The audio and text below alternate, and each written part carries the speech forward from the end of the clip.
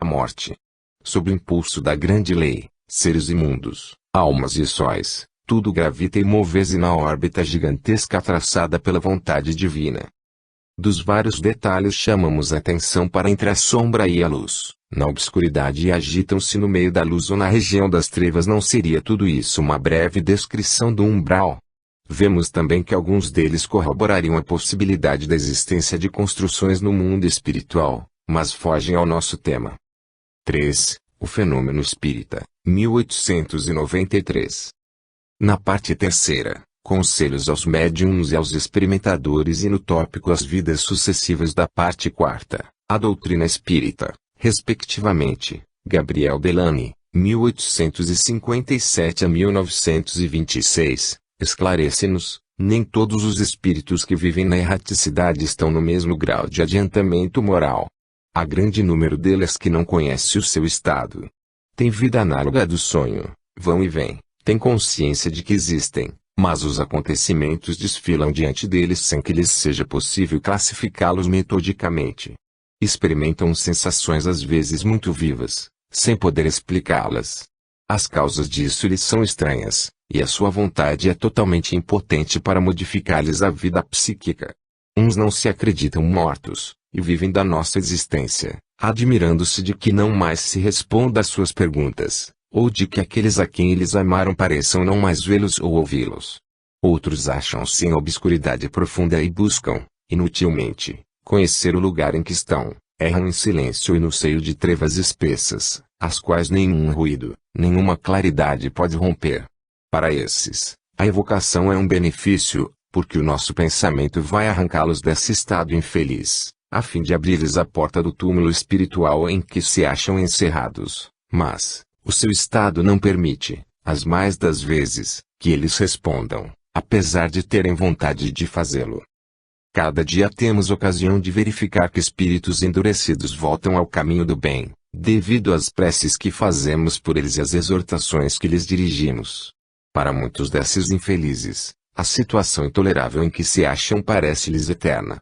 Mergulhados em espessas trevas, desde o momento em que deixaram a terra, e sofrendo horrivelmente, acreditam que esse estado não terá fim, e desesperam-se, mas, se um sincero arrependimento irromper do seu coração, seus olhos desvendar-se-ão, veem, então, sua verdadeira situação e pedem, como uma graça, para voltar à terra, a fim de resgatarem, por uma vida de expiação e de sofrimento, os seus crimes anteriores. Portanto, para Delany a realidade das trevas era ponto pacífico. 4. Pesquisas sobre mediunidade, 1898.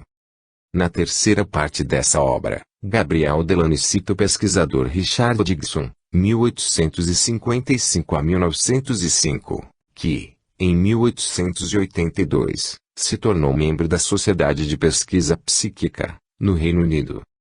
Através da médium Leonor Evelina Simmons Piper, 1859 a 1950, seu amigo, designado pelo pseudônimo de George Spellon, manifestou-se demonstrando alegria por poder falar com os amigos.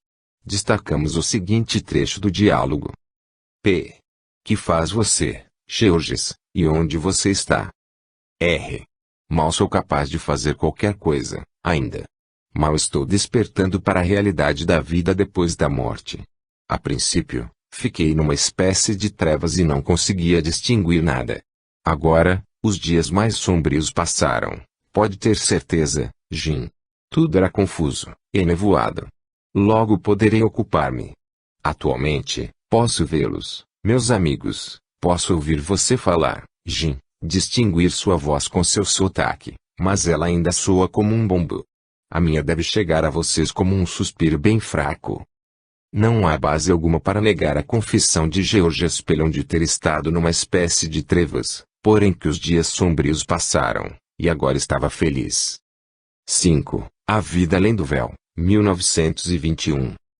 Em 15 de outubro de 1913, o espírito Emmanuel envia uma mensagem através do médium e seu filho George Valois, 1869 a 1931, da qual transcrevemos.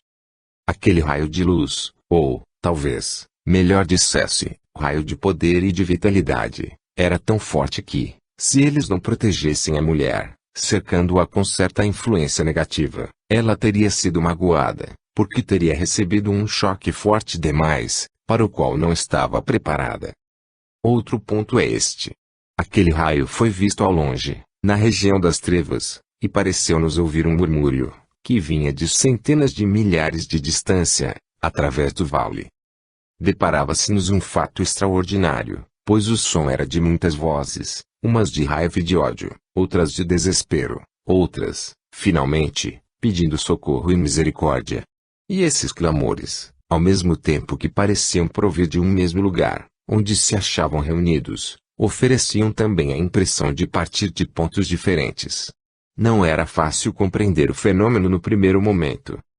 Cada clamor, que era uma prova da existência do bem e do mal, em algumas almas humanas, naquela região, receberia a sua resposta que lhe era devida.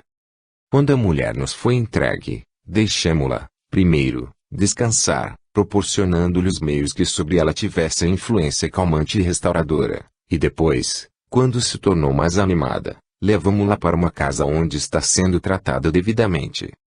Não lhe fizemos nenhuma pergunta. Ela é que tinha a liberdade de nos dirigir as poucas que podia formular. Foi então que vim a saber que a pobre criatura houvera estado naquela região de trevas, durante mais de 20 anos. Vim a saber, ainda, alguns tópicos da sua vida terrestre, que não bastam, porém, para dar uma narrativa seguida.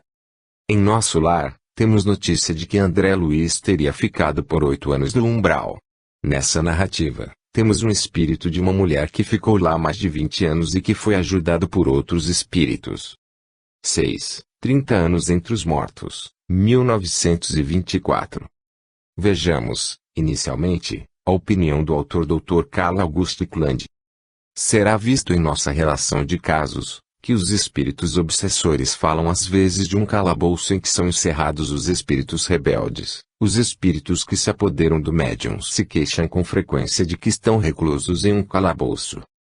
Devido a uma determinada lei psíquica, os espíritos superiores podem colocar os espíritos ignorantes em uma situação que se pode chamar de cárcere, rodeando-os com um muro impenetrável, de onde não podem escapar. E dentro dessa cavidade permanecem, sem ver outra coisa que sua própria imagem e tendo sempre ante os olhos suas ações passadas, até que se arrependam e deem provas de estarem dispostos a adotar um novo comportamento, conformando-se com as leis espirituais do progresso.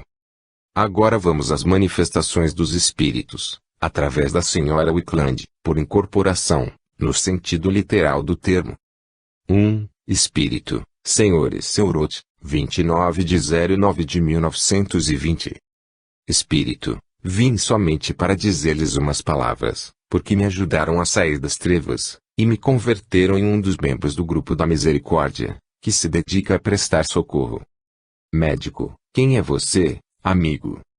Espírito, sou um dos seus colaboradores. Costumo vir às vezes, e esta noite venho para dizer umas palavras, nada mais. Houve um tempo em que estava nas trevas, porém agora sou um dos desse grupo. Pensei que lhes agradaria sabê-lo. Se não fosse por vocês, provavelmente continuaria na escuridão. Já se passaram muitos anos.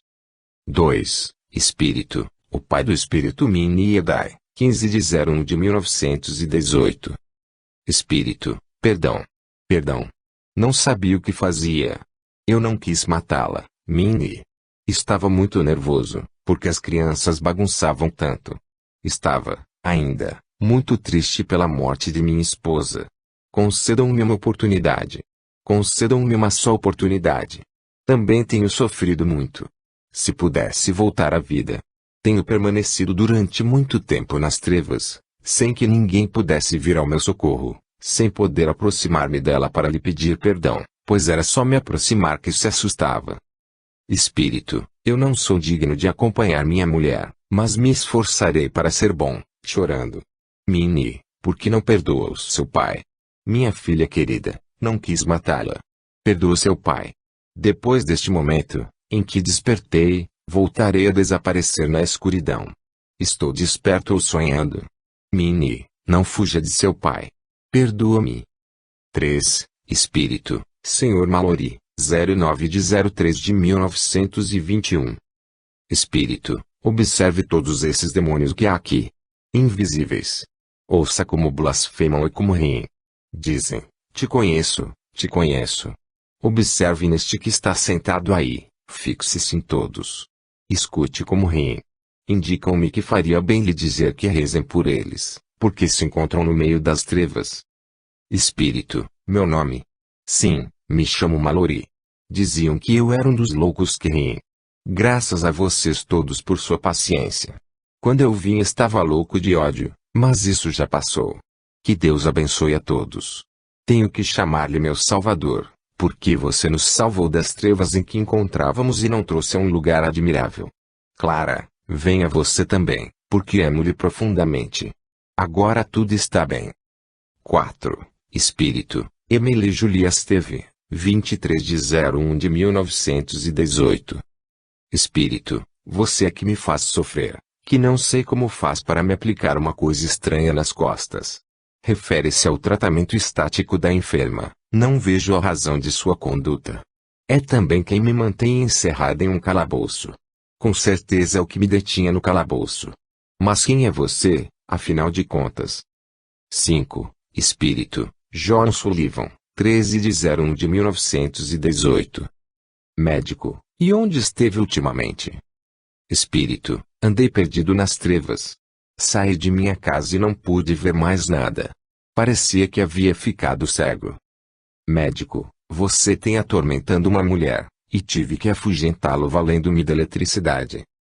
Espírito, tentando recomeçar a luta, já pego você. Aposto que é um dos que me enfiaram naquele calabouço. Vou ver se pego essa mulher e a destruo. Espírito, foi você o que me meteu no calabouço. Médico, não, foram certos espíritos inteligentes. Você é um espírito egoísta, egoísta até não poder mais. Faça um esforço para compreender sua verdadeira situação. Nós estamos fazendo tudo o que podemos para que abra os olhos à verdade. Espírito, está bem, leve a sua mulher. Não preciso dela para nada. Escute, mamãe, é inútil que continue você e Letícia aí ao lado, chorando, porque não a perdoarei jamais.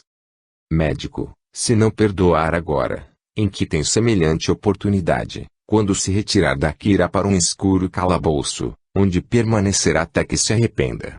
Faça um esforço para compreender que você é que tem culpa de tudo. Espírito, não perdoarei. Médico, se não se mostrar propício ao perdão, lhe esperam ainda grandes dores. Espírito, não me importa permanecer neste calabouço de que você fala. Veja você, mamãe, o resultado de sua obra. Não estou orgulhosa de seu filho. Tudo é obra sua. Comenta Dr. Wickland.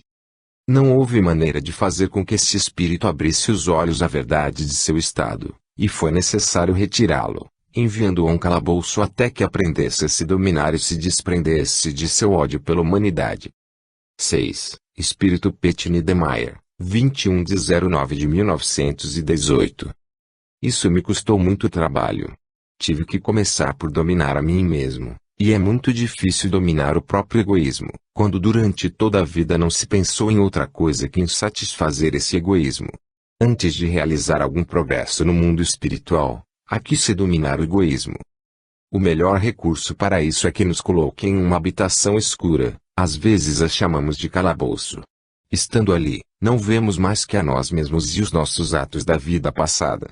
Estes atos vão sucedendo um a um em nossa vista.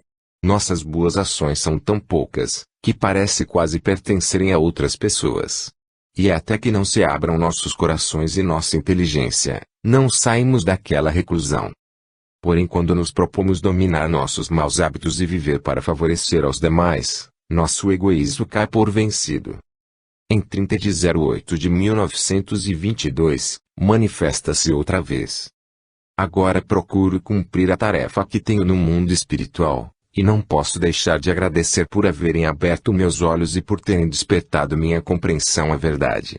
Acudo a pequenas reuniões em diferentes lugares, e procuro alentar com algumas perspectivas agradáveis aos que estão nas trevas. 7. Espírito, Senhora X, uma amiga do Dr. Wickland que se suicidara, sem data. Teria dado tudo para poder voltar a tomar posse de meu corpo. Tenho passado por todos os horrores do desespero e do remorso. Meu lar destruído, meu marido desconsolado e abatido, meus pequenos sem ninguém para cuidá-los. Ignoram que estou sempre ao lado deles e faço todo o possível para consolá-los, ainda que até agora tenha vivido entre trevas e escuridão. Novo registro da manifestação da Sra. X.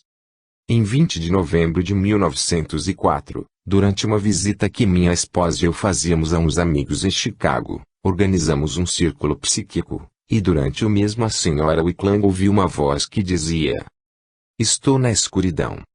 Perguntou quem havia feito esta observação, mas nenhum dos que se encontravam ali reunidos havia aberto a boca. No entanto, o cavalheiro que estava sentado ao lado da Sra. Wickland ouviu também estas palavras.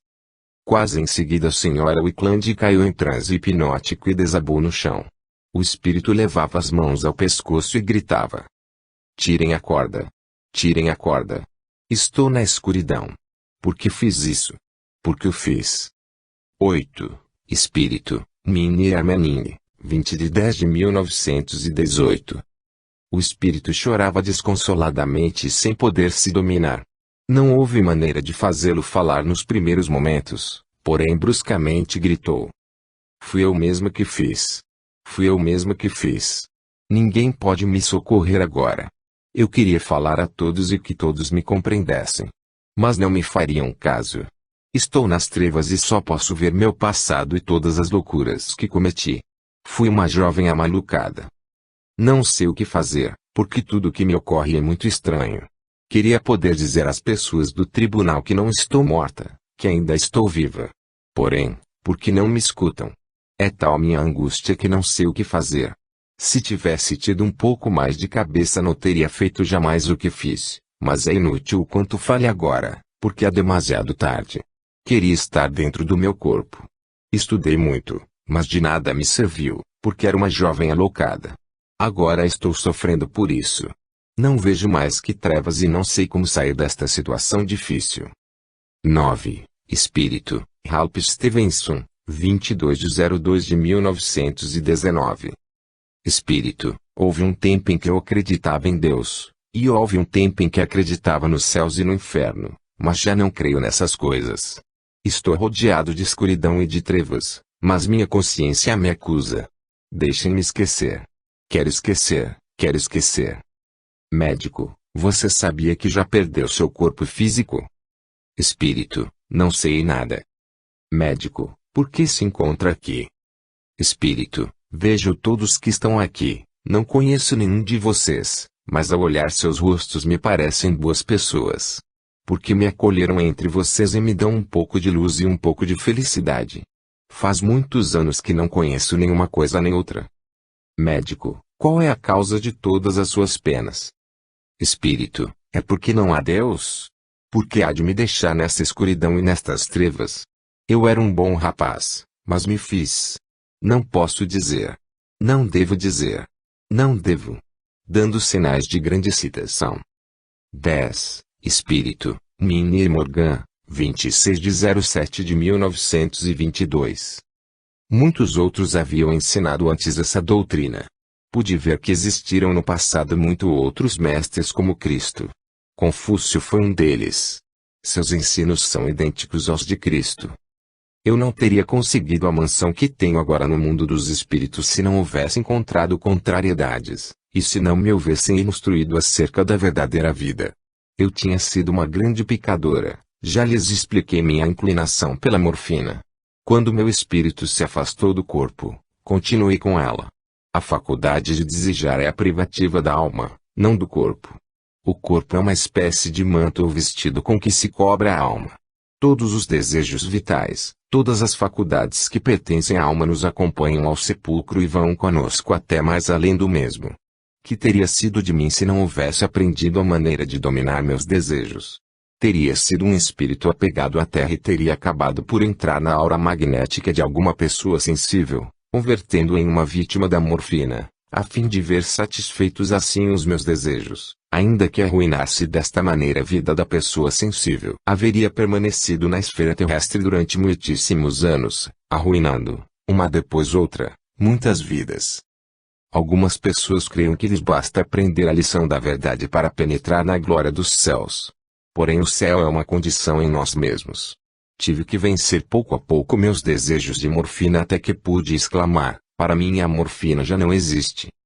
Quando cheguei a este ponto, vieram ao meu encontro meus amigos e meus parentes, e me disseram, agora você está preparada para vir conosco à mansão que lhe destinamos. Até então tive que progredir pelo meu próprio esforço. Não estava em um calabouço escuro, coisa que ocorre a muitos, mas ao redor de mim não via nada além de mim mesma. Diz o grande livro que Cristo desceu às esferas inferiores para ajudar e ensinar. Todos nós devemos ensinar e ajudar aos caídos, dando-lhes força para sobrepujarem os seus vícios. 11. Espírito, Wallace R., 17 de 10 de 1923.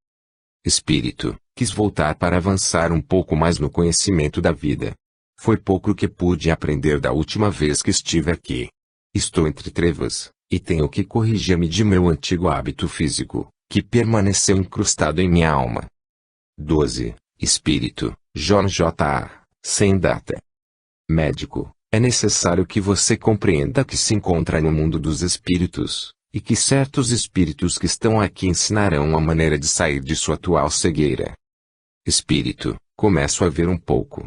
Vi a luz por um momento, mas a porta fechou outra vez e fiquei novamente na escuridão. Estive durante algum tempo ao lado de minha mulher e de meu filho, mas ninguém olhava para mim. Voltou a fechar novamente a porta e me encontro novamente na intempérie. Médico, é que você ainda não compreendeu seu verdadeiro estado. Espírito, e o que aqui me ocorre? De onde vem essa escuridão? Como poderei sair dela? Nunca me encontrei com tantas dificuldades. Senti-me bem durante um instante, ouvi alguém falar. Agora volto a vê-lo. É talvez o Sr. Stade? Médico, este senhor esteve falando um momento antes que você chegasse, e é provavelmente quem lhe trouxe para que o ajudássemos, pois nós nos dedicamos a despertar os espíritos apegados à terra, que se encontram nas trevas. Espírito, essa escuridão é terrível. Parece que estou nela há muito tempo. Médico, compreenda que não existe em realidade a morte. A vida se prolonga no mundo dos espíritos, no qual todos devem ajudar os outros se quiserem evoluir.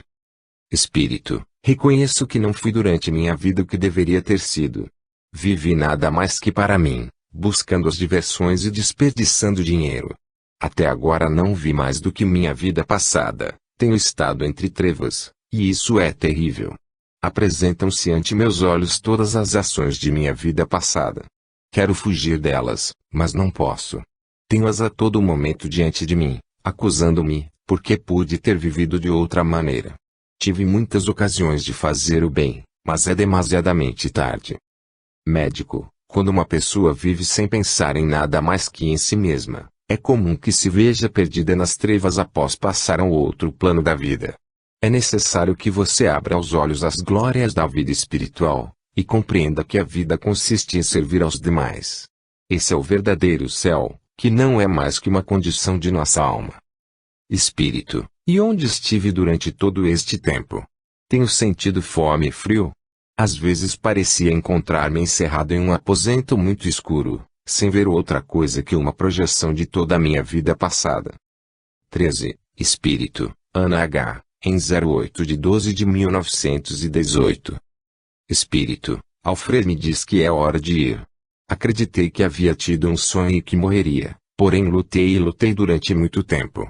Creio que não queria morrer, e por isso pus intranquila toda a minha força de vontade, para conseguir continuar vivendo todo o tempo que me fosse possível. Certo dia me senti muito débil e fiquei dormindo durante algum tempo, mas voltei a despertar, porque queria viver. Tomaram-me por morta, mas não estava. Só estava dormindo. Queria viver, porque tenho muito apego à vida. Estive enferma há muito tempo e sofri intensamente. Voltei a dormir e continuei assim durante muito tempo, e quando despertei me encontrei perdida nas trevas e não via nada. Tudo estava escuro, escuríssimo. Não via luz alguma e tudo estava escuro. Senti-me aflita, perdida nas trevas. 14. Espírito, Senhora Simmons, 27 de 10 de 1919. Espírito, aproximei dela porque não via senão escuridão por todas as partes. Parece como se houvesse estado dormindo e que de repente houvesse despertado. Vi então uma luz e me encontrei aqui. Estando com ela vi uma luz muito pequena. Diga-me uma coisa. Como foi que vim aqui? Não acredito que minha amiga esteja correta. Como ela veio para a Califórnia? 15. Espírito, Alicia, 06 de 10 de 1920. Médico, é seu corpo que está morto, você não está. Paulo disse, temos o corpo natural e temos o corpo espiritual. Você sabe em que ano estamos? Em 1920. Não se dá conta de que esteve nas trevas durante algum tempo. Espírito, é certo, estive nas trevas e não recordo bem as coisas. Médico, isso ocorreu porque não tinha contato físico e tampouco compreendia a vida superior. Trouxeram-na aqui para que nós lhe prestássemos ajuda. Mas só poderá permanecer aqui muito pouco tempo. Espírito, e aonde irei? Médico, ao mundo espiritual. 16. Espírito, Dr. Roth, 01 de 01 de 1924. Se formassem pequenos grupos como este e se concentrassem mentalmente fazendo um esforço para alegrar a humanidade, esta seria melhor. Esta pequena luz da concentração parece coisa pequena, mas é de grande utilidade para os que vivem na escuridão e para os que se encontram rodeados de dificuldades. Sim, estendemos um pouco as citações da obra, mas quando se trata de tema polêmico, não economizamos casos ou fontes. 7. Visões do Mundo Espiritual, 1926. Nessa obra vamos encontrar uma breve descrição da vida espiritual por Sadhu Sundar Singh, 1889 a 1929. Devemos dar-lhe o devido desconto, porquanto, ao que tudo parece era adepto do catolicismo. Inicialmente, transcrevemos este parágrafo do prefácio. Há repetidas menções de espíritos, santos e anjos nesse livro. A distinção que farei entre eles será esta: espíritos são ambos, bons e maus, os quais após a morte existem em um estado intermediário entre o céu e o inferno. Santos são aqueles que têm passado por esse estágio para a esfera superior do mundo espiritual, e têm tido especial serviço atribuído a eles. Anjos são aqueles seres gloriosos aos quais todo tipo de serviço superior tem sido atribuído, e entre eles estão incluídos muitos santos de outros mundos, assim como do nosso mundo, os quais vivem todos juntos como uma família. Eles servem uns aos outros em amor e, na refulgência da glória de Deus, são eternamente felizes. O mundo dos espíritos significa aquele estado intermediário no qual os espíritos entram depois de deixarem os corpos. Mundo espiritual significa todos os seres espirituais que progridem através dos estágios entre a escuridão do abismo sem fim e o trono do Senhor na luz. Vejamos agora o que encontramos em seus vários capítulos. Às vezes, em caso de grande fraqueza, ou após acidente, o espírito parte, enquanto o corpo ainda está inconsciente. Então os espíritos daqueles que viveram sem pensar em, ou se preparar para, entrar no mundo espiritual, sendo assim de repente transferidos para o mundo dos espíritos, estão extremamente desnorteados e em um estado de grande aflição em relação ao seu destino, de modo que, por um considerável período eles têm que permanecer nos planos mais baixos e escuros do estado intermediário. Os espíritos dessas esferas inferiores muitas vezes incomodam muito as pessoas do mundo. Uma vez, no curso de uma conversa, os santos me deram esta informação: após a morte, a alma de todo ser humano entrará no mundo dos espíritos, e cada um de acordo com o estágio de seu crescimento espiritual, habitará com espíritos de mesma mente e natureza que ele mesmo, seja na escuridão ou na luz da glória. Quão diferentes desses são as almas daqueles cujas vidas têm sido más. Constrangidos na companhia dos filhos da luz, e atormentados pela totalmente reveladora luz de glória, eles lutam para se esconder em lugares onde suas naturezas impuras e manchadas pelo pecado não sejam vistas. Da parte mais baixa e mais escura do mundo dos espíritos uma fumaça preta e malignamente mal cheirosa surge, e em seus esforços para esconderem-se da luz, esses filhos da escuridão despencam e se lançam de cabeça para dentro dela, e dela, seus amargos lamentos de remorso e angústia são ouvidos emergindo constantemente. Mas o céu é planejado de tal modo que a fumaça não é vista, nem os lamentos de angústia são ouvidos pelos espíritos no céu, a menos que algum deles por alguma razão especial deseje ver a terrível situação dessas almas na escuridão. Perguntei a um dos anjos qual seria o fim deste homem, e ele respondeu: se a vida deste homem tivesse sido totalmente má, então ele iria imediatamente se juntar aos espíritos da escuridão, mas ele não é sem um senso moral, de modo que por muito tempo irá cegamente vaguear em círculos, na penumbra das partes mais baixas do estado intermediário, e continuará batendo sua cabeça filosófica, até que, cansado de sua insensatez, ele se arrependerá. Mas há ainda outro mundo de espíritos, que é a morada temporária dos espíritos depois que eles deixam o corpo na morte. Este é um estado intermediário, um estado entre a glória e a luz dos mais altos céus, e a obscuridade e escuridão dos infernos mais baixos.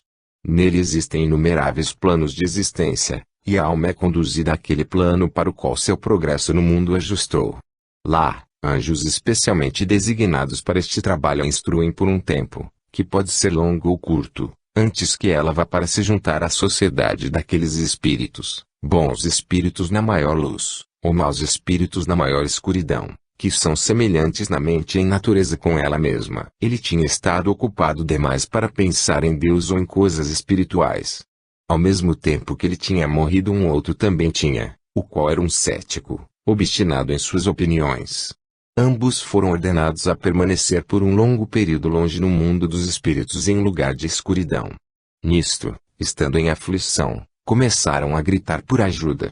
Santos e anjos, em amor e simpatia, foram instruí-los para que pudessem entender como tornarem-se membros do reino de glória e luz. Mas, apesar da sua angústia, como muitos outros espíritos, preferiam permanecer em sua habitação sombria, pois o pecado tinha distorcido todo o seu caráter e natureza de modo que duvidavam de tudo. Uma vez vi no mundo dos espíritos um espírito que, com gritos de remorso, estava correndo como um homem louco. Um anjo disse: no mundo este homem teve muitas chances de se arrepender e se voltar para Deus, mas sempre que sua consciência começava a incomodá-lo ele costumava afogar sua voz na bebida. No mundo ele bebeu para fazer a si mesmo esquecer da voz de sua consciência. Mas aqui não há a menor possibilidade de encobrir nada. Agora, sua alma está tão nua que ele próprio e todos os habitantes do mundo espiritual podem ver sua vida pecaminosa.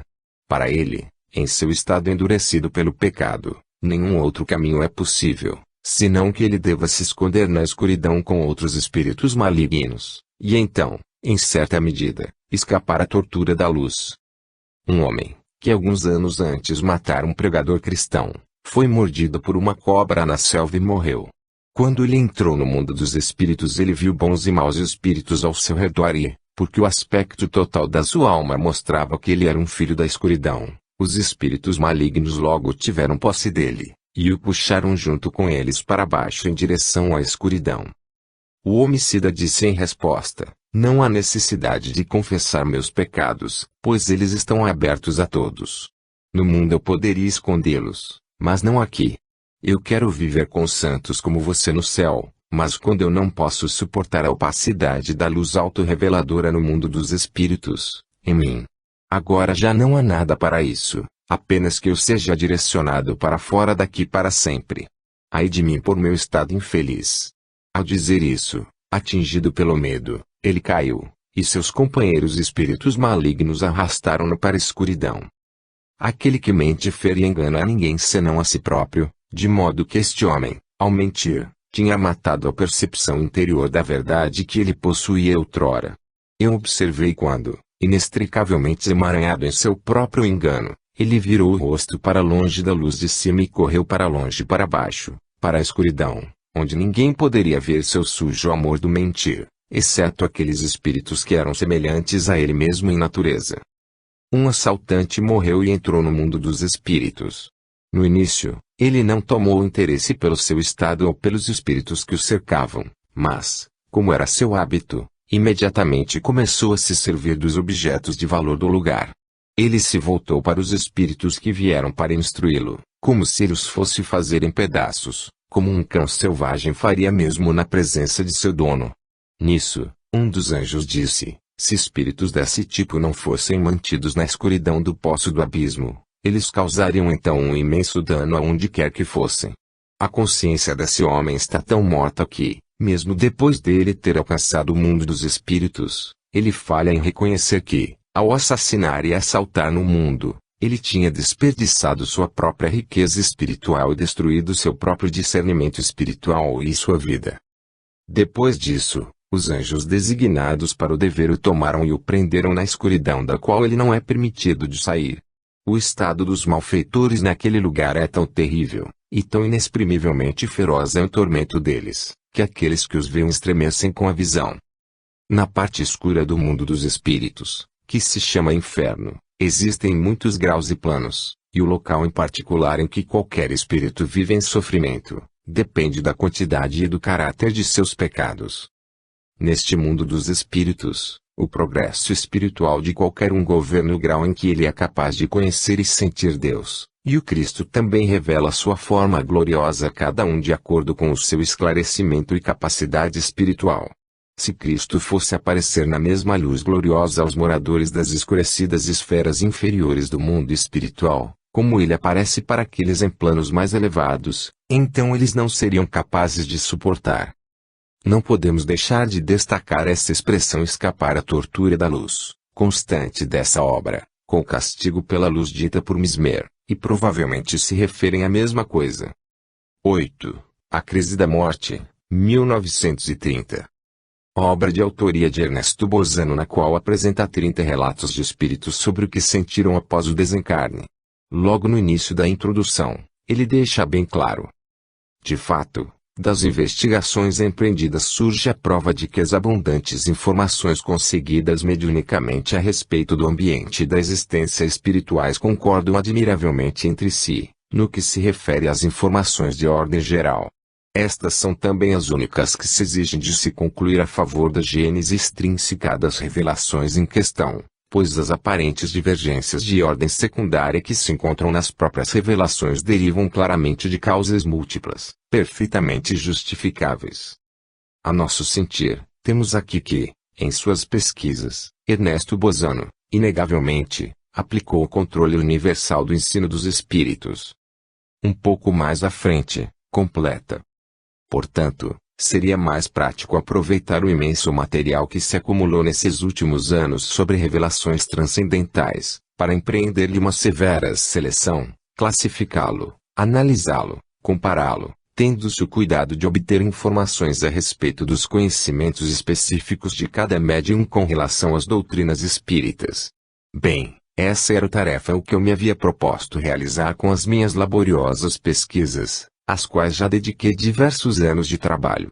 Entretanto, observando que o volume do material reunido, em parte comentado, assumia proporções tais que impediriam a sua publicação, julguei aconselhável limitar-me a um ensaio dos resultados obtidos, expondo um número adequado de mensagens transcendentais relativas às impressões sentidas no momento da entrada no mundo espiritual pelas personalidades dos desencarnados que se comunicaram, mas tendo ao mesmo tempo o cuidado de alertar que esta seção do livro, relatando aquelas mensagens, embora seja teoricamente interessante e sugestiva, não é a mais eficaz para demonstrar a tese aqui defendida, a das concordâncias existentes entre os dados fornecidos pelos desencarnados sobre a existência espiritual, e não é mais eficaz nesse sentido, pois sendo esta uma simples parte inicial do tema, seção em que se expõem episódios sobre os quais são exercidos, com plena eficiência, os efeitos da lei de afinidade, deriva dela que cada espírito desencarnado deve gravitar necessariamente rumo àquele estado espiritual com o qual se identifica com o grau de evolução psíquica alcançado como consequência do trânsito da existência encarnada.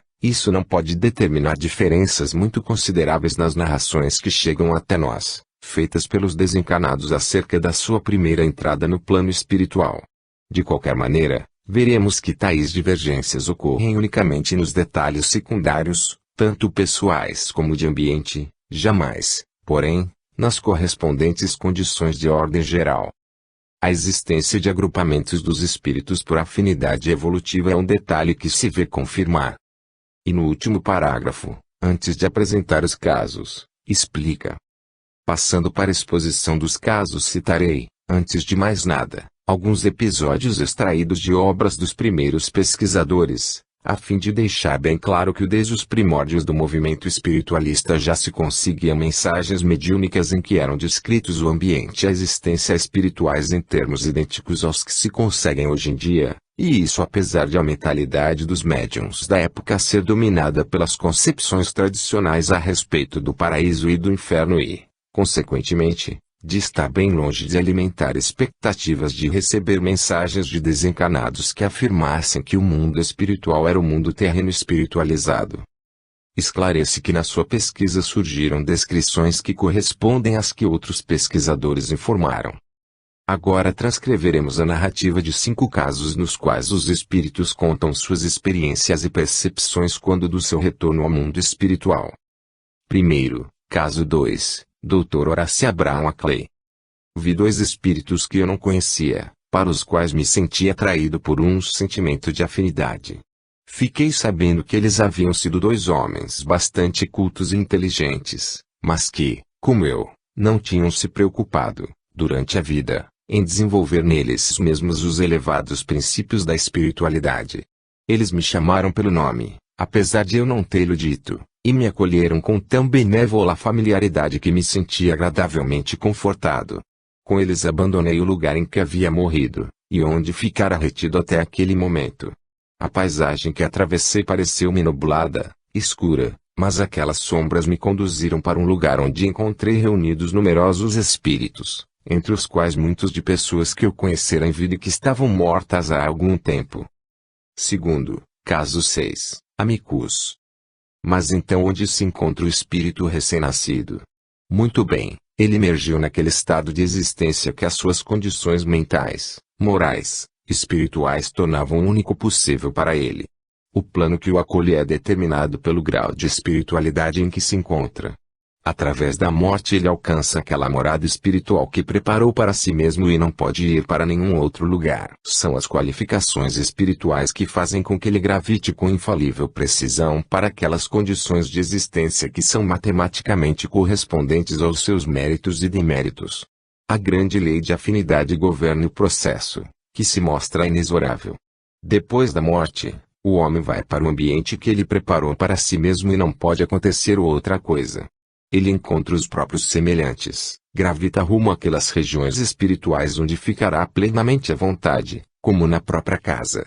A sua futura morada já se encontra no âmbito da própria alma, e os seus companheiros espirituais são os seres semelhantes a ele.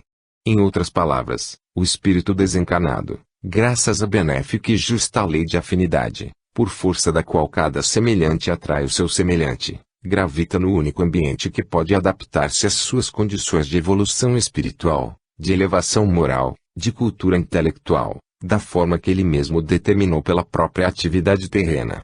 Ele vai para onde deve ir. Terceiro, caso 9, irmã da médium MRS. Hope Hunter. Afinal de contas, há muito de verdade naquilo que o nosso pároco apregoava do púlpito. Existe realmente uma vida eterna.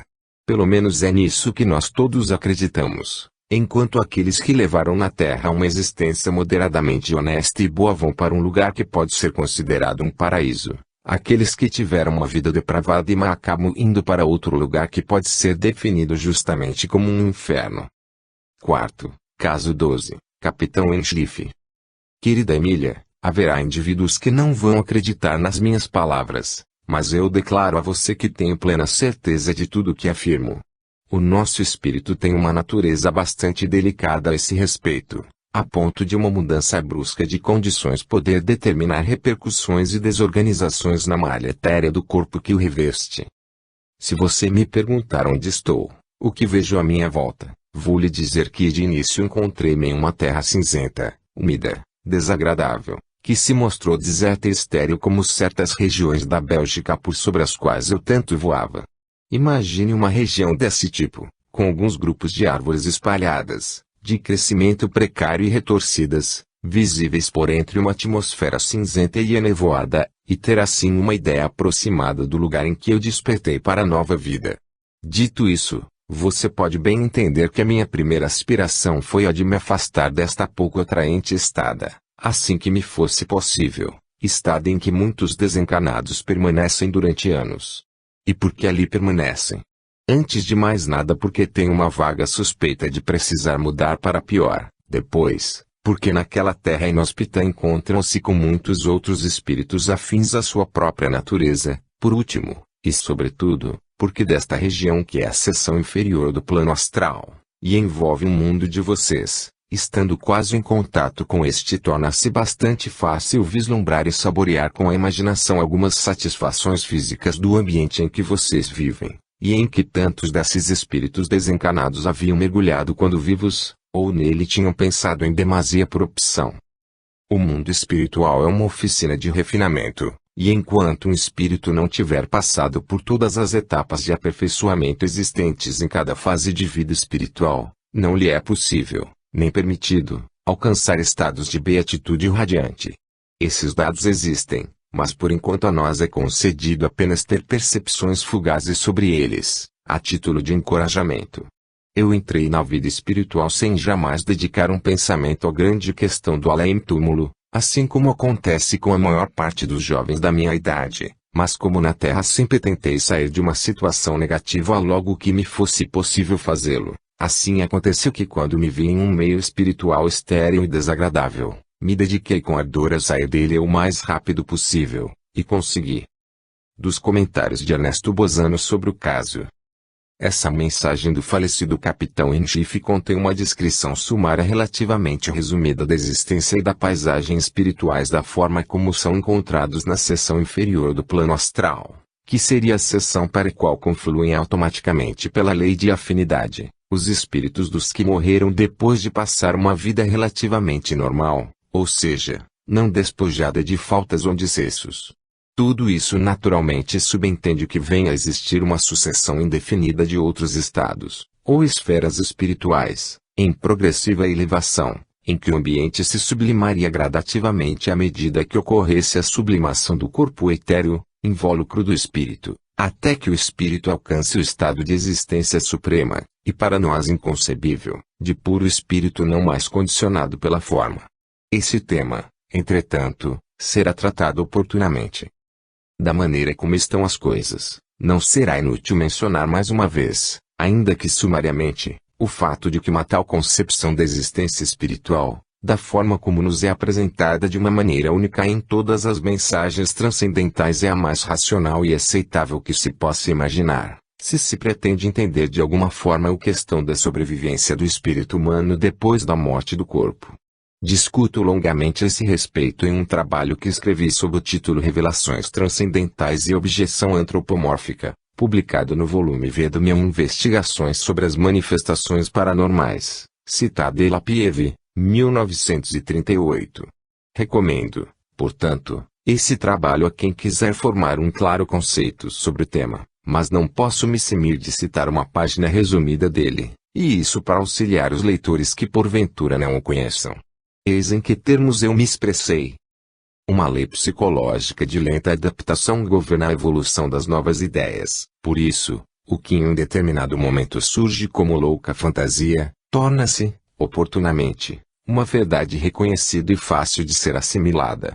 Nenhuma dúvida de que o mesmo acontecerá em relação às repudiadas narrações acerca das analogias existentes entre o ambiente terreno e o que se encontraria nas primeiras esferas da estada espiritual. Para aqueles que, como o autor, aplicaram os processos da análise comparada e da convergência das provas em um material imenso, essas narrações aparecem desde já como verídicas experimentalmente, da forma como emergem das concordâncias entre as informações fornecidas por entidades de desencarnados, identificados pessoalmente através de médiuns que, em sua grande maioria, ignoravam as doutrinas espíritas e pertenciam a lugares os mais diversos, vivendo em épocas diferentes. Acrescente-se que, para qualquer um que tenha efetuado tais investigações, essas narrações fornecem a solução mais aceitável da perturbadora questão que gira em torno das modalidades da existência espiritual. Considere-se de fato que ninguém que admita a sobrevivência do espírito poderia imaginar que a existência espiritual seja uma eterna vagabundagem pelo espaço infinito, sem objetivo, sem meta, sem ideais a serem alcançados, sem nada a ser executado e a ser pensado. Pergunta-se aos demolidores das revelações transcendentais se porventura se satisfariam com uma perspectiva destas. Ou, talvez, teriam eles em mente alguma coisa diferente que pudesse ser a alternativa insubstituível da eterna vagabundagem pelo espaço infinito. Se assim é, espero que me revelem a arcana descoberta das suas mentes, uma vez que eu não consigo vislumbrar nenhuma.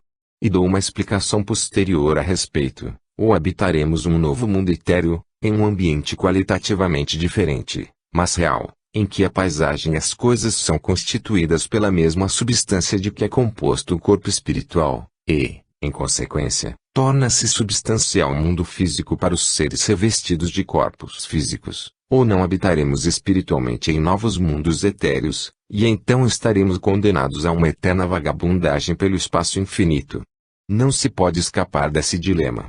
Disso resulta que, com base nas conclusões rigorosamente lógicas apresentadas, será forçoso concluir no sentido em que são descritas as esferas espirituais de transição dos desencarnados comunicantes, segundo os quais em torno de cada planeta existiriam esferas concêntricas espirituais constituídas por uma condensação de substância etérea combinada com irradiações ultraatômicas de origem terrena. Esferas invisíveis e intangíveis aos nossos sentidos, enquanto seriam perfeitamente permeáveis à luz solar, da mesma forma como é a atmosfera que rodeia a Terra, mas na realidade seriam mais substanciais, no verdadeiro sentido do termo, do que o universo físico.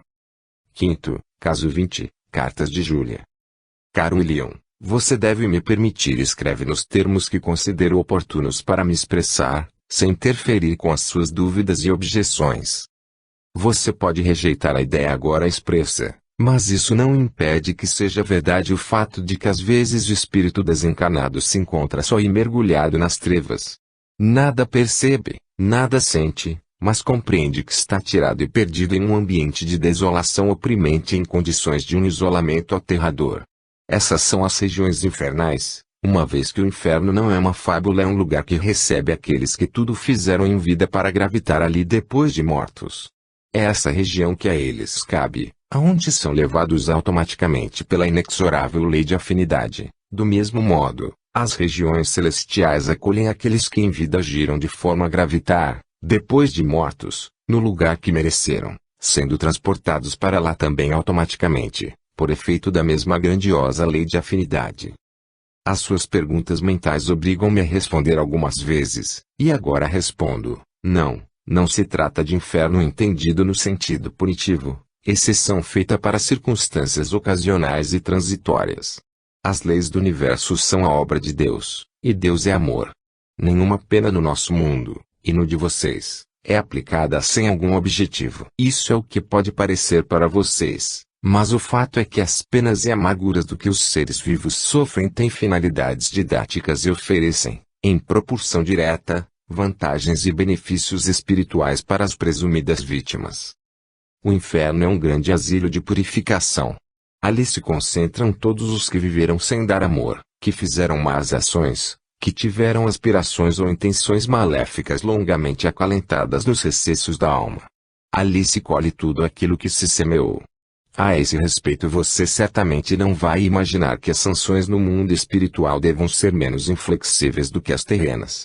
Mas verifica-se que os próprios condenados não se julgam tão inflexíveis como no mundo dos vivos, pois compreendem melhor a justiça no novo plano. Por outro lado, assim que um mal dá sinais de se corrigir, aguarda-o imediatamente a indulgência divina, e os seus sofrimentos morais acabam sendo atenuados. Vocês não podem avaliar as gravíssimas consequências de uma existência de culpas, enquanto os seus resultados não são percebidos no plano espiritual. Sexto, caso 26. Estes parágrafos que o iniciam são comentários de Ernesto Bozano. Os episódios que citamos até agora referem-se a exemplos de desencarnados que se encontram nas mais diversas regiões, ou estados, do assim chamado plano astral. Nesse lugar, pela lei de afinidade, gravitariam durante um período de tempo mais ou menos longo todos os espíritos dos desencarnados que levaram na Terra uma vida moralmente normal. Falta-nos, portanto, citar algum episódio em que fossem observados os acontecimentos pelos quais passam, durante e depois da crise da morte, os espíritos dos maus, obrigados a gravitar, e sempre em decorrência da lei de afinidade, nas esferas de provação, correspondentes ao inferno dos cristãos. É bom deixar claro que ali não há torturas físicas e que os sofrimentos morais não são eternos, mas sim transitórios. Entretanto, devo declarar que não consegui encontrar um único exemplo de desencarnado afundado nas esferas infernais que tenha vindo transmitir mediunicamente a narração da sua triste vicissitude. Isso seria de certa forma fácil de explicar, uma vez que raramente, e talvez jamais, se estabeleceriam relações mediúnicas com entidades existentes nas mais baixas esferas de provação. Essas condições seriam conhecidas graças às descrições transmitidas por numerosos espíritos comunicantes que habitam planos espirituais elevados. Quanto aos espíritos existentes nas esferas de provação intermediárias, um pouco inferiores às camadas baixas do plano astral, observo que alguns descrevem os eventos de sua entrada no mundo espiritual, sendo notável o caso já famoso do escritor inglês Oscar Wilde. 7º, caso 27. Marmaduke. Quando em vida, bastou um segundo para eu ser mandado para a morte. Estava deitado às margens de um despenhadeiro nas montanhas quando uma rocha soltou-se do alto, caiu e amassou a minha cabeça, tornando os meus traços irreconhecíveis. Só os papéis que eu trazia na carteira permitiram a minha identificação. Foi só um instante e eu me vi repentinamente mergulhado em trevas profundas. Tentava as apalpadeiras abrir caminho em meio a uma densa escuridão. Nenhuma luz à vista e um silêncio mortal ao meu redor, era uma situação aterradora. Por vezes parecia-me vislumbrar uma claridade ao longe e perceber sons musicais. O que significava tudo isso? Sentia-me quase enlouquecer e em vão lutava contra o desconhecido, como um homem às voltas com o vazio. Exausto, caí ao chão em uma crise de desespero moral assustador e indescritível. Amaldiçoava Deus e o gênero humano. Queria morrer, mas não podia morrer. 8º, caso 28, iniciado com comentários de Ernesto Bozano. Este outro episódio é semelhante ao anterior pelas formas de penas morais infligidas ao espírito comunicante, com o agravante, porém, que a sua cegueira moral, por ser congênita e quase irredutível, levou-o a gravitar em um dos primeiros escalões das chamadas esferas de provação por longos e longos anos. Quero destacar, além disso, que o desencarnado comunicante, como no caso acima, teria se manifestado com o objetivo de narrar sua própria história com o objetivo de fornecer ensinamento aos vivos e de alcançar a própria redenção. A reprodução desta última circunstância em numerosos casos do gênero é altamente sugestiva e instrutiva. Nesses casos citados por Ernesto Bozano, vemos, além da lei de afinidade, a informação dos espíritos dando conta de suas experiências, nas quais perceberam regiões inóspitas e de obscuridade ou trevas. Parece-nos já ter lido em alguma obra algo bem semelhante ao teor desta fala de Ernesto Bozano. O inferno é um grande asilo de purificação. Ali se concentram todos os que viveram sem dar amor, que fizeram más ações, que tiveram aspirações ou intenções maléficas longamente acalentadas nos recessos da alma. Vejamos este trecho dos comentários de Ernesto Bozano a respeito do caso 27. Marmaduke, é os 7 graus Celsius azo. Como se apreende dessa exposição, que está de acordo com outras do gênero, os sofrimentos expiatórios que afligiriam os condenados seriam, em sua grande maioria, de ordem moral. Em um primeiro momento consistiriam em todo tipo de nostalgias e de desejos não satisfeitos. Em um segundo momento, em todo tipo de remorsos aflitivos. Quando um espírito mau tem a crise dos remorsos, está dando o primeiro passo no caminho da redenção. Ninguém poderia poupar ao espírito tal crise, às vezes bastante longa e terrível, pois apenas através dela o corpo etéreo se purificaria dos fluidos impuros que o poluíam e o deixavam pesado e que se acumularam por causa das vibrações do comportamento ignóbil e indigno do próprio espírito, durante a existência terrena. Tais fluidos impuros haviam fatalmente, em virtude da lei de afinidade, obrigado o espírito a gravitar rumo a regiões infernais. Só com a ação depuradora provocada pela crise dos remorsos é que seu corpo etéreo se tornaria mais leve, se elevaria e gravitaria, também por lei de afinidade, rumo à esfera espiritual imediatamente superior. Quanto aos espíritos endurecidos no mal, incapazes de remorsos, eles ficariam em região infernal, mergulhados em trevas gradativas, às vezes em solidão, outras em companhia dos seus pares, enquanto não chegasse para eles também o momento da tomada de consciência e dos remorsos. Isso às vezes se prolongaria por séculos, mas, uma vez que também os espíritos dos maus não seriam abandonados a si mesmos, passariam a ser vigiados e socorridos por espíritos